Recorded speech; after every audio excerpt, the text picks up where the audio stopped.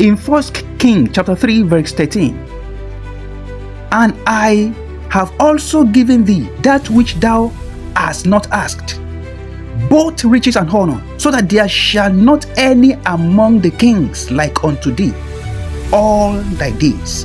Hallelujah to God. Many times we look at these scriptures and we think what God is saying is because Solomon refused to ask for money and he asked God for wisdom.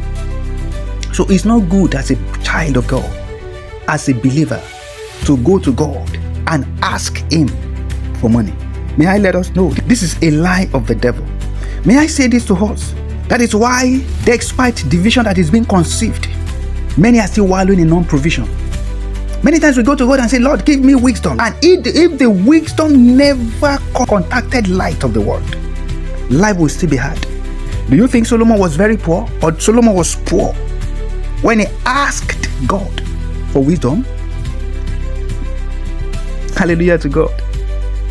How do we think we can compare ourselves with Solomon? As at the time Solomon came to God and he asked God for wisdom, what he needed at that point was wisdom, not because he lacked money. Because David provided everything he needed. 2 Samuel chapter 7 verse 2 and verse 12 and 23. David made provision of what Solomon needed before he died. So Solomon stepped into that position as a rich man, as a wealthy man. Hallelujah to God. And if I may let us to know, David, his father, has transformed many lives, and to an extent that many of the people that worked with him are king makers. They are giants in terms of technology, in terms of inventions, in terms of skills. He has built men that they are industrious. When you talk of economy, there are several men that he has built. And a small boy just came to fit in, to step into the shoe of what the father has built. And you expect him to ask for money? So what he needed at that point is wisdom to be able to manage the affairs well. Wisdom so that his father and God that put him in that position will be honored. And God saw his heart. God saw his passion. Because when you talk about economy, finance, trade and investment, there are several people that David has built and has already taken charge.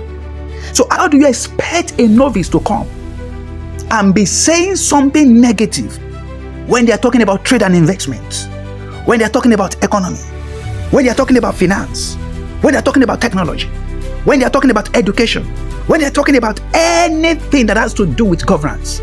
So what he needed at that point was to lead the people well, so that any subject, any discussion being brought before him, he will be there to be able to solve it. God saw his heart, and based on this, God gave him what he requested and added the money to that. Hallelujah to God. That vision that God has given to you, that idea God has given unto you, it needs money to launch out. Many times we ask God for wisdom, but the wisdom has been given unto you, but it has not provided money. Wisdom is there, but money is not there. And if the money is not there, let me be sincere with you, you are still a poor wise man. Can we shout it again? I need money. When? Now. It must be provided now. It must be done now. It must be supplied to me now. I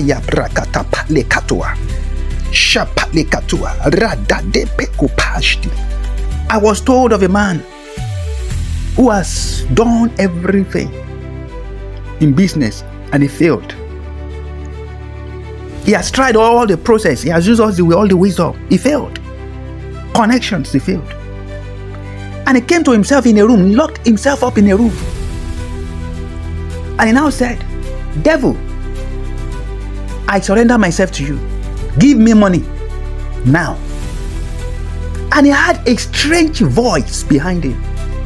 Laughed And a week later, this man got a huge contract from no source in billions of dollars. From known source, where he never worked, where he never labored. Hallelujah to God. I'm saying this to us, that as a believer, if somebody can go to Satan and ask devil, Satan, in his closet of how he needed money, there is nothing that stops us as a believer, because we carry the original, to go to God and ask God that I need money. When? Now. In the aspect of vision, money extends the vision, ideas. It extends the manifestation. It quickens. It brings inside of a man to reality. Many times, people used to think you are wicked. May I let you know, you are not wicked. When things that you are supposed to do, leaving it undone, and because there is no money, it's not because your heart is not good. It's what people see is wickedness. So the true picture of a man is not seen when there is no money. The true picture of a man is not known when the money is lacking.